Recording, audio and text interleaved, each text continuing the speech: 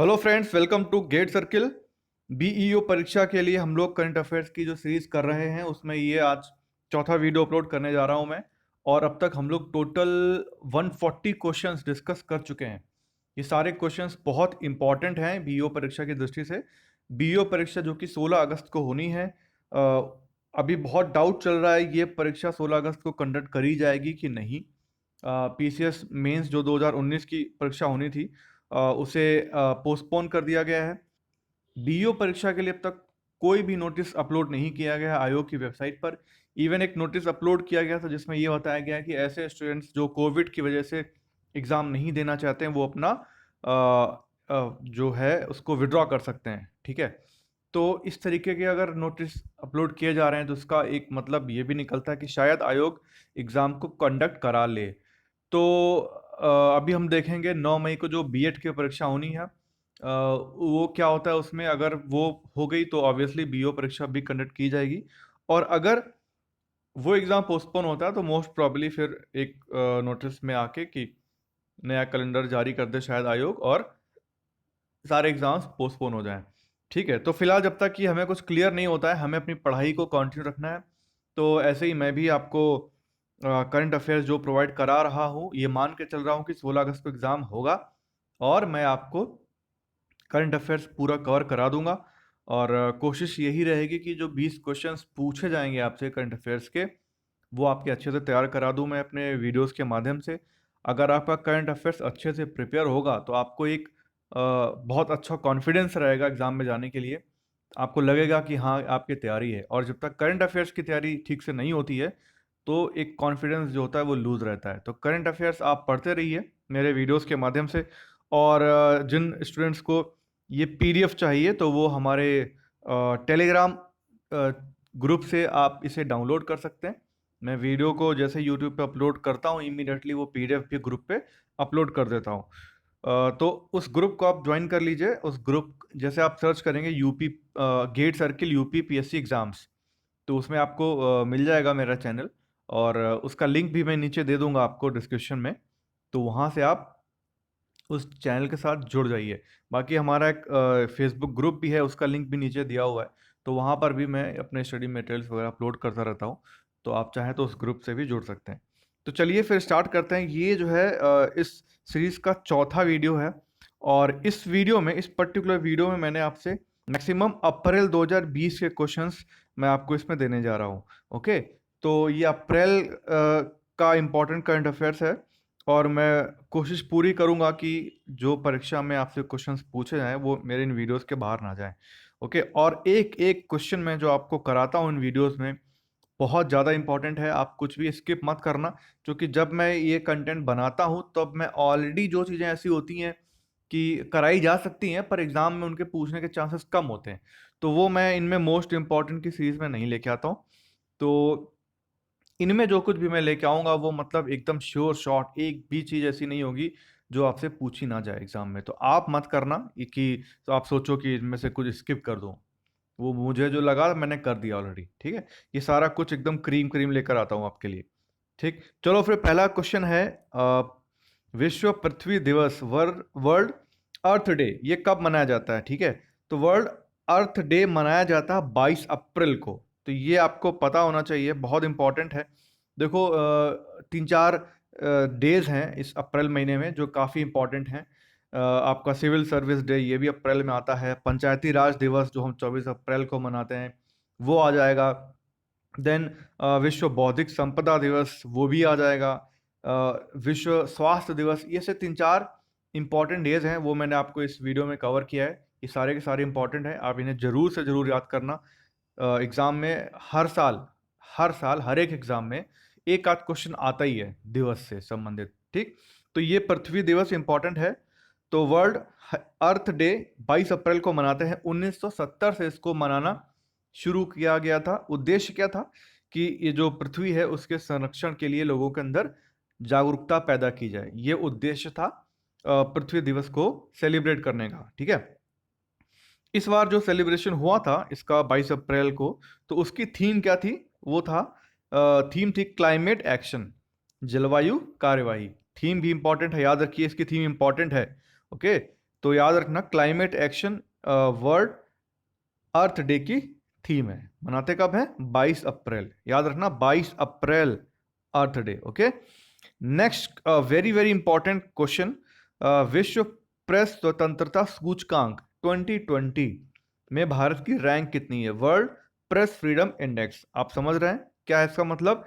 किसी भी देश के अंदर वहां की जो प्रेस है उसको कितनी स्वतंत्रता दी गई है खबरों को छापने के लिए। ठीक है, जो बहुत ज्यादा फ्री है मतलब वहां पे प्रेस एकदम फ्री है, जो कुछ भी हो रहा है वो वैसा के वैसा उसको छाप सकता है, कोई पॉलिटिकल इन्फ्लुएंस नहीं है। ठीक है ना? और जैसे चाइना देख लीजिए, तो चाइना में क्या है, आप कुछ छाप ही नहीं सकते, तो वहां पर प्रेस के ऊपर बहुत ज्यादा बंदिशें हैं, बाउंडेशंस हैं। ओके, तो वहां पर प्रेस को फ्रीडम नहीं है। तो यही चीज इस इंडेक्स के द्वारा पता चलती है किस देश में कितनी फ्रीडम है, उसी के आधार पर इन्होंने एक लिस्ट बनाई है। ठीक है, तो इस लिस्ट में 180 देशों को शामिल किया गया और उन 180 देशों में भारत की रैंक है 142वीं, 142। ठीक है, कुछ कंफ्यूजन मत रखिएगा, 142। याद रखना 2019 में जो रैंक थी वो थी 140th।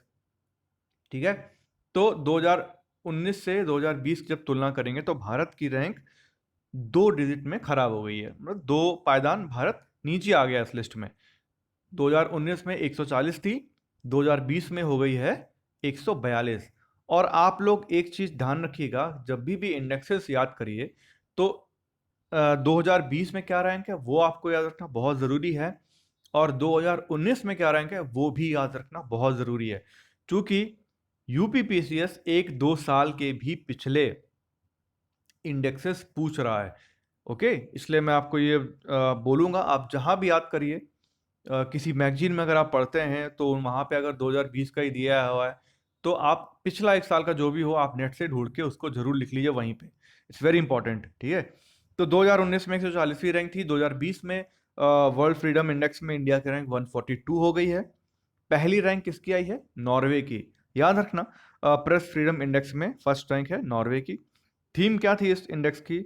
Journalism without fear of favour. ठीक है, तो journalism without fear of favour, ये इसकी थीम थी।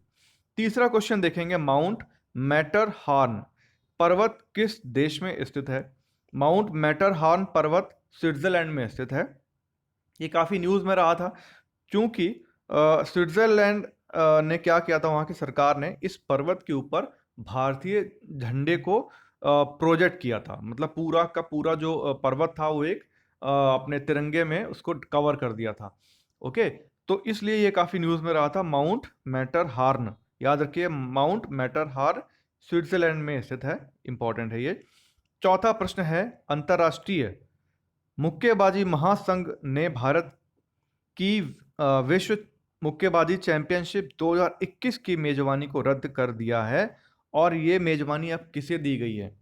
ठीक है, तो जो विश्व मुक्केबाजी की जो चैंपियनशिप होनी थी 2021 में, अब उसकी मेजबानी सर्बिया को दे दी गई है। ये याद रखिएगा, पहले ये जो है ये प्रतियोगिता भारत में होनी थी, पर अब सर्बिया में होगी। ठीक है, याद रखिएगा। पांचवा प्रश्न देखेंगे, किस भारतीय बैडमिंटन खिलाड़ी को विश्व बैडमिंटन महासंघ ने आई एम बैडमिंटन अभियान का एम्बेसडर चुना है?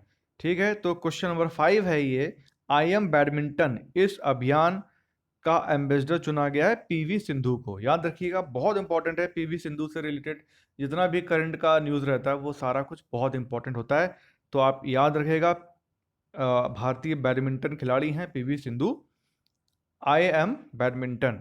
ठीक है, छठा प्रश्न जैसे मैंने आपको बताया था, पंचायती राज दिवस, वेरी इंपॉर्टेंट। तो पंचायती राज दिवस कब मनाया जाता है? पंचायती राज दिवस 24 अप्रैल को मनाया जाता है। और ये मनाया क्यों जाता है? 24 अप्रैल 1993 को संसद के द्वारा 73वां संविधान संशोधन अधिनियम पारित हुआ था, जो कि पंचायती राज संस्थाओं के संवैधानिक दर्जे से संबंधित था। ठीक, तो यहाँ पर आपको ये भी एक बहुत इंपॉर्टेंट पॉइंट मिलता है, 73वां संविधान संशोधन अधिनियम क्या था? ठीक है, आपसे ऐसे भी क्वेश्चन पूछा जा सकता है कि किस अधिनियम के अंतर्गत पंचायती राज संस्थाओं को संवैधानिक दर्जा मिला था, तो वो 73वां संविधान संशोधन था। ठीक है, तो आपसे ऐसे मतलब 3-4 क्वेश्चन यहाँ से आपको मिल जाते हैं। पारित कब हुआ था? ये पारित हुआ था 24 अप्रैल 1993 को। ठीक है, इसमें क्या हुआ था, एक त्रिस्तरीय ढांचा बनाया गया था, जिसमें जो है 3 स्तर होते थे।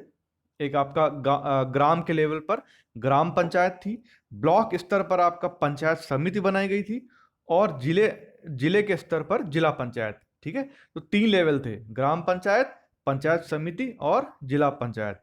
ओके, तो ये था आपके इस पंचायती राज दिवस में, और इस अधिनियम में को जो है 11वीं सूची के अंतर्गत जोड़ा गया था। 9 अध्याय थे इसमें, और इसको 11वीं सूची के अंतर्गत जोड़ा गया था। आपसे ये प्रश्न भी कई बार पूछा जाता है, ठीक है, कि पंचायती राज अधिनियम किस सूची में है? तो 11वीं सूची में। ओके, अभी हम 7वां क्वेश्चन देखेंगे। भारत में कोरोना वायरस के इन्फेक्शन से निपटने के लिए किस केमिकल का छिड़काव किया जा रहा है?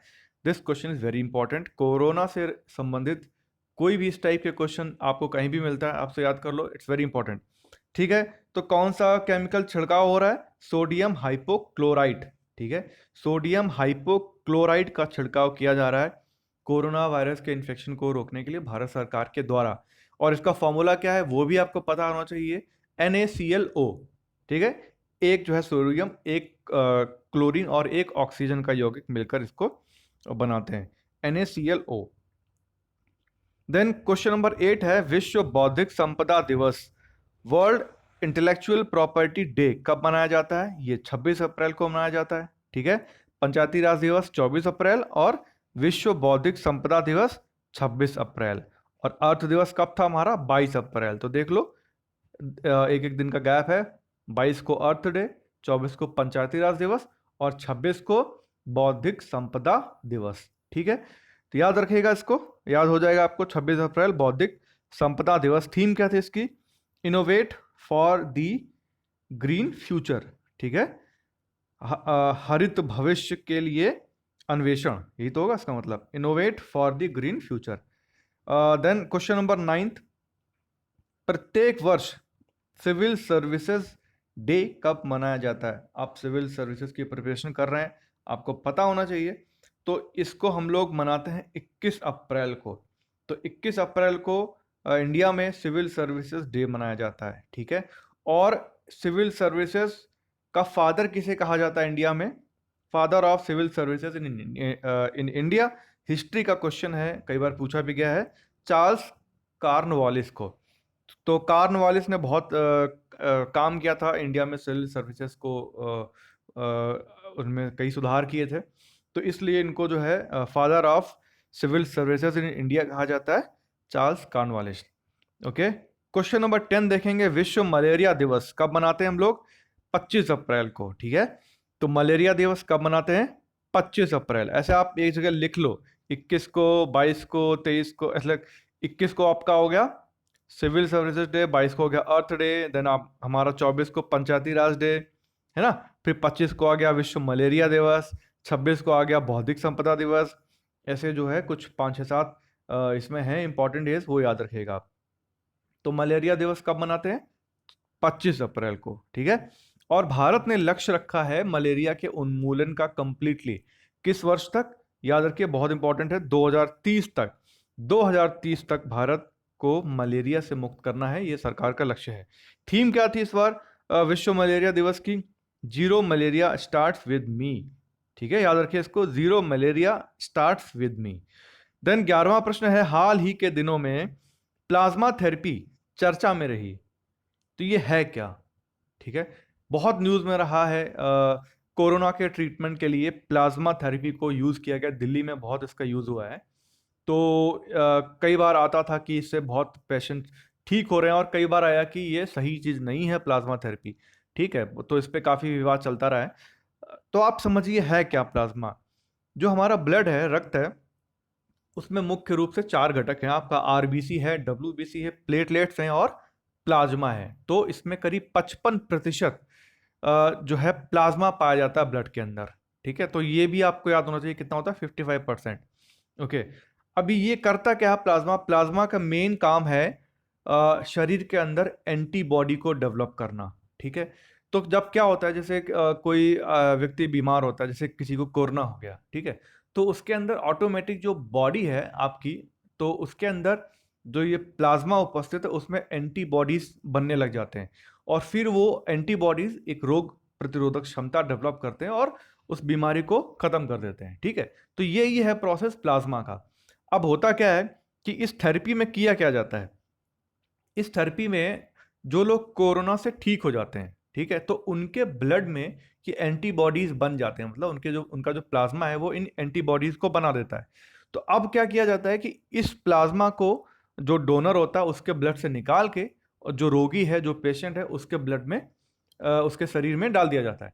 तो जो किसी व्यक्ति जो व्यक्ति जो कोरोना से ठीक हुआ है, उसके जो डेवलप्ड एंटीबॉडीज हैं उसको रोगी के शरीर में डाल के उसकी भी प्रतिरोधक क्षमता बढ़ा दी जाती है, उस तरीके से व्यक्ति ठीक हो जाता है, कोरोना का उसका इलाज हो जाता है। ये है इसका प्रोसेस। तो कोरोना से ठीक हुए व्यक्ति के रक्त के प्लाज्मा में उपस्थित एंटीबॉडी से कोरोना रोधी क्षमता विकसित करना, ये है पूरा जो है प्लाज्मा थेरेपी, ठीक है।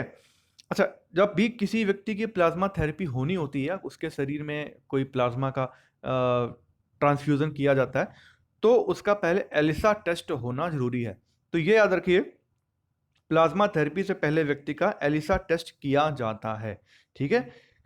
तो इसके अलावा ऐसे कुछ ड्रॉबैक्स भी हैं, साइड इफेक्ट हैं, कई बार इन्फेक्शन का खतरा रहता है, और भी कई सारी प्रॉब्लम्स आती हैं प्लाज्मा थेरेपी के अंदर। इसलिए जो है कई बार इसके नेगेटिव इफेक्ट भी देखे जाते हैं, तो इसे करना थोड़ा सा डेंजरस है, और गवर्नमेंट अभी तक भी इसका कुछ क्लियर उन्होंने डायरेक्शंस नहीं दिए हैं कि क्या है इस, मतलब कोरोना के संदर्भ में प्लाज्मा थेरेपी एक अचूक है कि इसको करना चाहिए, नहीं करना चाहिए, कुछ नहीं, सब ऐसे ही चल रहा है राम भरोसे, ठीक है।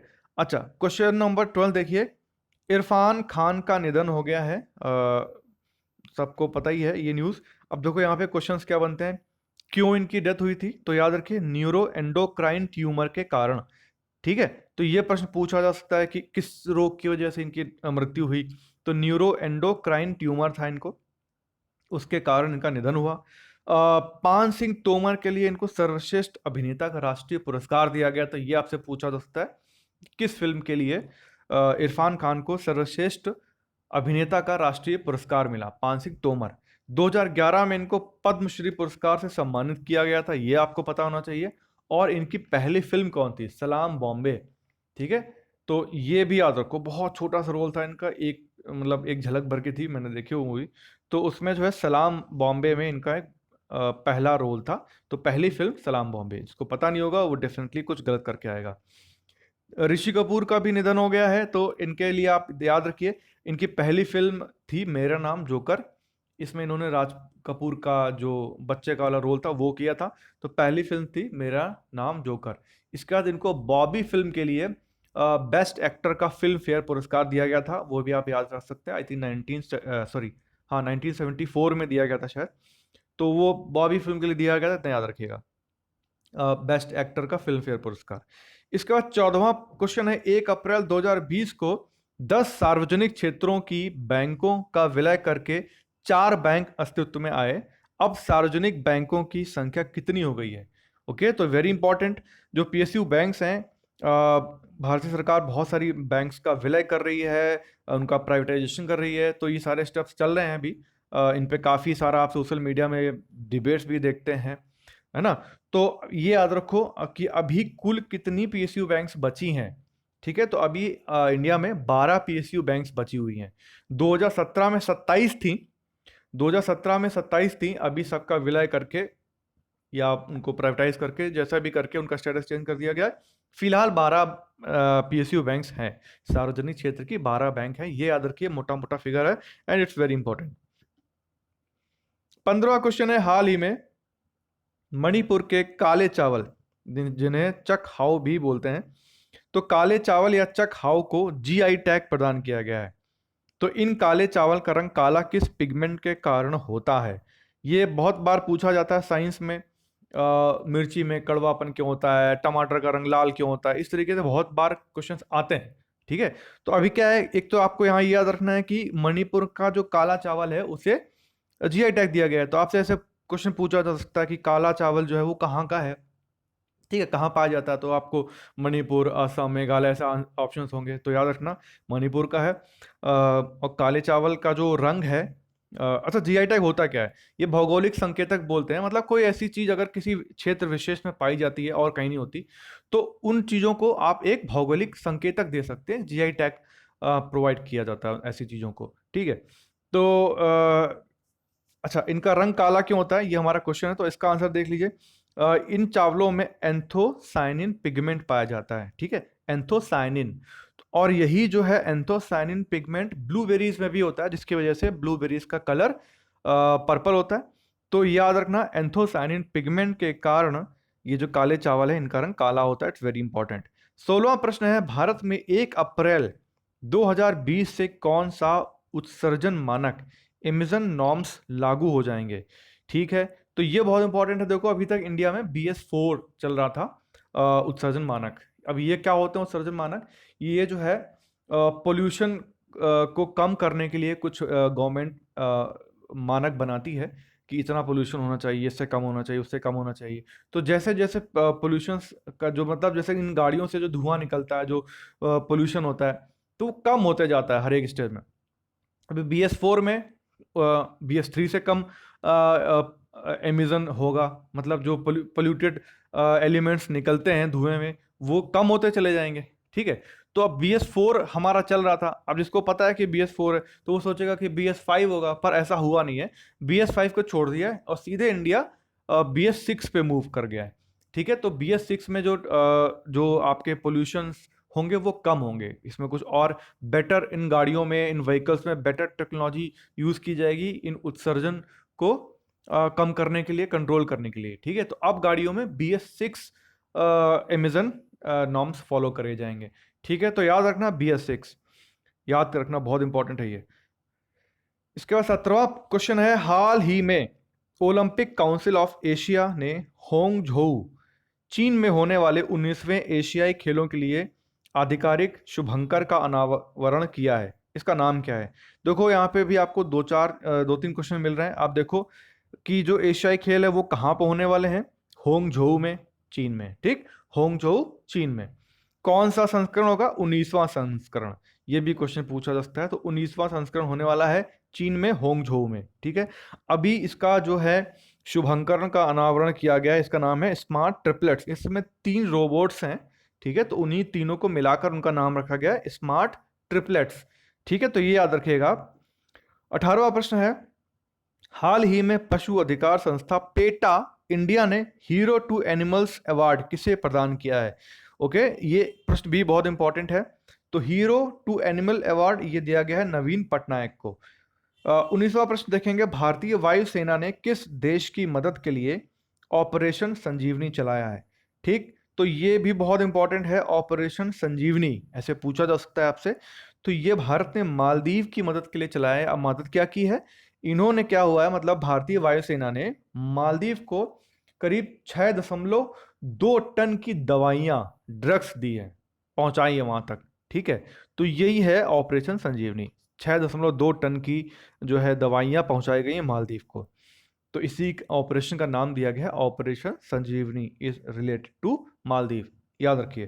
क्वेश्चन नंबर 20, विश्व स्वास्थ्य दिवस, वर्ल्ड हेल्थ डे कब मनाया जाता है? 7 अप्रैल को। It's again very important question. जितने भी मैं डेज लेकर आया हूं, these all are very important. Okay, और इसकी थीम क्या है? Support nurses and midwives. Support nurses and midwives. 7 April को हम मनाते हैं world health day. Okay, this question was also very important. 21वां प्रश्न देखेंगे, वर्ष 2020 के लिए Wisden leading cricketer in the world किसे चुना गया है? ठीक है, बेन स्टोक्स को चुना गया है। इंग्लैंड के ऑलराउंडर प्लेयर हैं और इन्हीं की वजह से इंग्लैंड ने वर्ल्ड कप भी जीता था और बहुत अच्छा परफॉर्मेंस दिया इन्होंने एशेज सीरीज में अभी।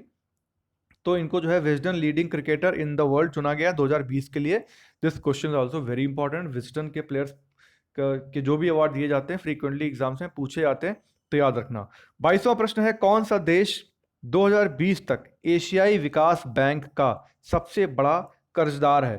This question also very important.